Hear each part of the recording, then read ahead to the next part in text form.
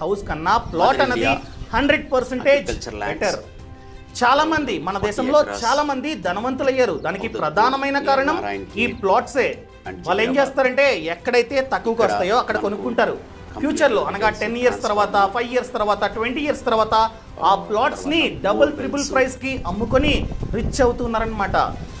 So plot అనేది one of the best అయిన investment option. For example land value ఏ విధంగా ఇంక్రీజ్ అవుతుందంటే ఒక 10 ఇయర్స్ బ్యాక్ ఒక ఎకరం ల్యాండ్ వచ్చేసి 10 lakh. ఇప్పుడు అదే ల్యాండ్ 1 కోటి. ఏ విధంగా ఇంక్రీజ్ అయింది? ఇంక్రీజ్ అవ్వడానికి ప్రధానమైన కారణం పాపులేషన్.